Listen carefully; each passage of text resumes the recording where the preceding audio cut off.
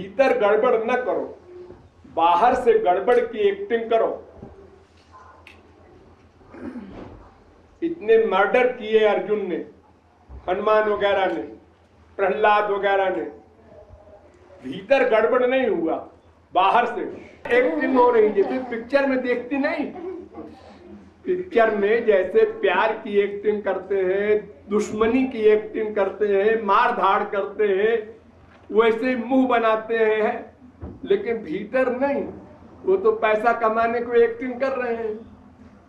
ऐसे ही हमको बाहर से व्यवहार करना है अनेक प्रकार का, लेकिन भीतर नॉर्मल रहे। दो तरह का व्यवहार तो संसार में रोज करते हो, 24 घंटे। कोई आ रहा है तुम्हारे घर पर, तुम नहीं चाहते कि आवे, लेकिन आ गया। आइए आइए, बैठिए बैठिए, इनको चाय लाओ भाई। रोज तो करते हो, हर एक से व्यवहार करते हो इसी प्रकार की एक्टिंग की। अब भीतर से मन नहीं कर रहा है, बास ने डांट दिया तो जी जी जी जी, अब भीतर से क्या सोच रहे हो?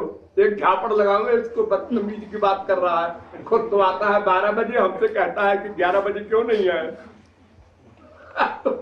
भाई ये दो तरह की एक्टिंग तो हम लोग पैदा होते ही से शुरू कर दिए हैं। खूब मालूम है, छोटा सा बच्चा रोता है, जोर से आवाज करता है, आंसू नहीं आते, लेकिन वो जानता है कि जोर से आवाज करेंगे तो मम्मी हमारी बात मान लेंगे। देखो छोटा सा बच्चा भी दो तरह का व्यवहार कर रहा है। और फिर जो जो बड़े होते हैं लोग, तो दो तरह का व्यवहार तो उनको सीखना पड़ता है संसार में, नहीं तो जिंदा नहीं रहेंगे। क्योंकि सबसे व्यवहार करना पड़ेगा, तो सबसे मधुर व्यवहार करना पड़ेगा, लेकिन भीतर से सबके प्रति मधुर भाव नहीं है। तो ये तो सब जानते हैं दो तरह का व्यवहार, लेकिन अंदर सही हो बाहर गलत हो, ये नहीं कर पाते लोग। अंदर गलत है बाहर सही है, ये कर लेते हैं। अंदर गड़बड़ है, क्रोध है, और बाहर से मधुरता की एक्टिंग कर रहा है, ये तो कर लेते हैं लोग। अब अंदर ठीक है और बाहर गड़बड़ की एक्टिंग करें, ये नहीं कर पाते लोग। इसमें शक्ति की आवश्यकता है, मनोबल की आवश्यकता है,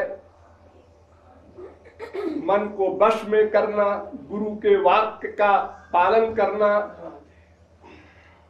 विल पावर भी लगावे, स्पिरिचुअल पावर भी लगावे, तब भीतर से गड़बड़ी जाएगी। और बाहर से गड़बड़ और भीतर ठीक, ये भगवान और महापुरुष करते हैं। भगवान और महापुरुष अंदर से ठीक है और बाहर से गड़बड़, माने काम का कार्य, क्रोध का कार्य, लोभ का कार्य, ये सब करते हैं। और संसार के लोग अंदर गड़बड़ बाहर ठीक। अंदर तो हमारी दुर्भावना है उसके प्रति, लेकिन बाहर से मधुर व्यवहार करते हैं। ये तो आता है सबको, बाहर से मधुर व्यवहार करना, लेकिन अभ्यास ये करना है कि अंदर हमारा ठीक रहे, इसका अभ्यास करना होगा तत्व ज्ञान पूर्वक। और मोटी अकल से भी करना चाहिए। जैसे मान लो हमको बीवी ने डांटा, पति ने डांटा, बाप ने डांटा, दोस्त ने डांटा, अपमान किया, हमने सुना, बुरा लगा। अब अगर हम इसका जवाब देते हैं तो उसका क्रोध और बढ़ेगा,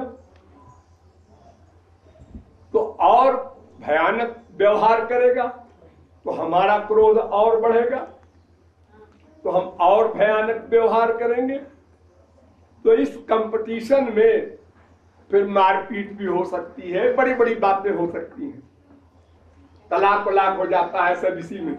एक से एक जब आगे बढ़ते गए तो एक तो इसलिए भी हमको बचाना है कि उसने कुछ कहा, पहले चुप, जवाब नहीं देना, फिर विवेक से भीतर जो क्रोध आया है उसको काटो कि इसने जो कहा है तो फैक्ट, हमारे अंदर दोष तो सब है ही है, फिर क्यों बुरा माने। नंबर 2, इसका कुछ स्वार्थ नष्ट होने का आइडिया इसको हुआ है हमसे, इसलिए ऐसा है गुस्से में मेरा अपमान कर रहा है। ये हमेशा नहीं ऐसे रहेगा, फिर नॉर्मल हो जाएगा तो सब ठीक हो जाएगा, का जवाब नहीं देना। अनेक रीजन सामने रख करके उस बात को बढ़ाना नहीं चाहिए, उसको वहीं खत्म कर दे और फिर धीरे धीरे भीतर को ठीक कर ले। और अगर व्यवहार में आगे बढ़ा तो भीतर का क्रोध और बढ़ेगा और हानि होगी। तो पहला इलाज ये है चुप, बस पहले चुप। वो 2, 4, 10 बात के बोलेगा, वो जान लेगा ये चुप, तो वो भी चुप हो जाएगा। अगर हम बोले तो फिर उसका क्रोध बढ़ेगा, फिर उसके जवाब में हमारा क्रोध बढ़ेगा, तो उससे बहुत हानि हो जाएगी। इसलिए सबसे पहले संसारी व्यवहार में किसी के अपमान में मौन ले लेना, चुप हो जाना या वहां से चले जाना। न जा सके तो चुप रहे कम से कम, और फिर रीड करे अपने आप को, इसने ऐसा कहा है तो तुम स्वार्थी हो। बात तो ठीक है, सब स्वार्थी है, मैं भी स्वार्थी हूं, इसमें गुस्सा करने की क्या बात।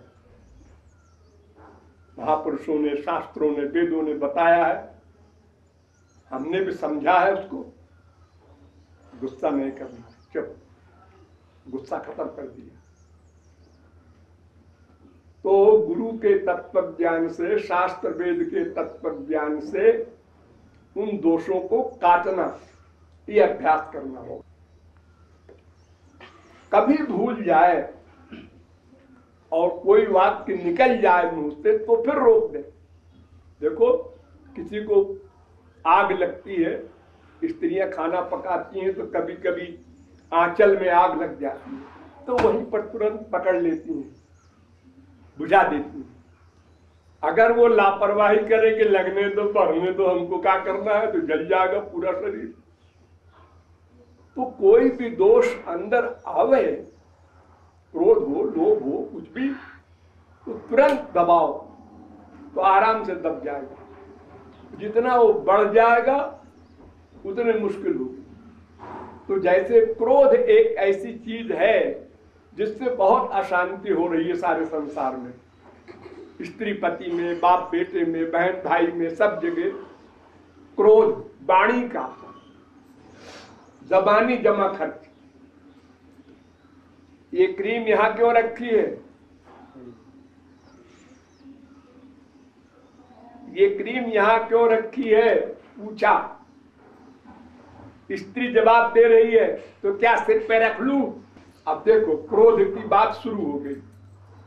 अरे मैं सिर पर रखने को नहीं कह रहा हूं, मैं कह रहा हूं इसको कमरे में क्यों नहीं रखा, तो यहां क्या चोर उठा ले जाएंगे।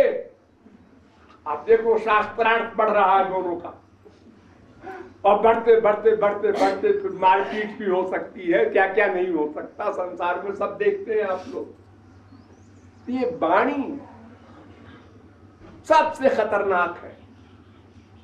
जितनी अशांति, टेंशन हमारे गृहस्थ में है, वाणी के द्वारा है। फैक्ट में तो बहुत कम है, ज्यादा वाणी से। इसलिए मधुर बोलो, कम बोलो, और कोई अपमान का वाक्य बोले तो उसको वहीं काट दो, आगे न बढ़ाओ। ये सिद्धांत गलत है कि अगर हम न बोले तो फिर वो और बोले। ये कहते हैं लोग कि जैसे हमको पति ने डांटा, तो अगर हम न डांटे उसको, उसका जवाब न दें, तो फिर हमारे तो सर चढ़ जाएगा। ये फिलॉसफी लोगों की खोपड़ी में है। ऐसा नहीं, ये गलत सिद्धांत है। हम जब वाणी बंद कर देंगे, चुप हो जाएंगे, तो वो 2-4 वाक्य और बोलेगा, मान लिया, उसके बाद वो चुप हो जाएगा। लेकिन अगर हम चुप नहीं होंगे तो फिर वो चुप क्यों होगा? फिर बात बढ़ती जाएगी। इसलिए सबसे पहले शब्दों पर कंट्रोल, फिर भीतर ठीक करना, इसका अभ्यास करना होगा। सिद्धावस्था तो नहीं पहले पहला आ जाएगी, क्रोध आएगा ही नहीं, ऐसा नहीं। लेकिन जैसे किसी के वाक्य से क्रोध आया 25% और हमने जवाब नहीं दिया, तो 25% को फिर हम विचार पूर्वक काट देंगे आराम से। और अगर हम वाक्य का जवाब देंगे, फिर वो बोलेगा, फिर हम बोलेंगे, तो 25% 100% हो जाएगा। फिर हमारे बस का नहीं रहेगा, हम कंट्रोल नहीं कर पाएंगे। इसलिए सबसे पहली और बढ़िया दवा है चुप रहना और पात्र के अनुसार बात करना। अगर छोटा है हमसे और हम समझते हैं कि इसको डांट देंगे तो हमारा काम बन जाएगा, आगे बात नहीं बढ़ेगी, तो वहां वैसा व्यवहार कर दो। ये हमसे बड़ा है, ये सही गलत बात कर रहा है, लेकिन अगर हम इसको गलत कहेंगे तो ये और गुस्सा करेगा, इसलिए उससे चुप रहो।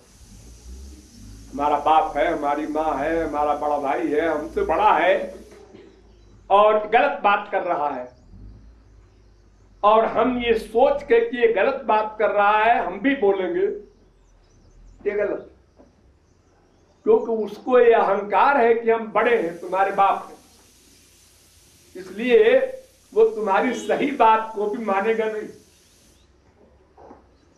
जगत गुरु का बाप भी किसी को कहे कोई बात, तो जब वो गुस्से में होता है, नहीं महाराज जी ऐसा नहीं है, ऐसे बोल देते हैं लोग, हमको बोल देते हैं, तो संसारी बाप माँ को कौन छोड़ेगा? तो उससे बात बहुत बढ़ जाती है। तो पात्र देख करके व्यवहार करना चाहिए। एक सा व्यवहार सर्वत्र नहीं होता है,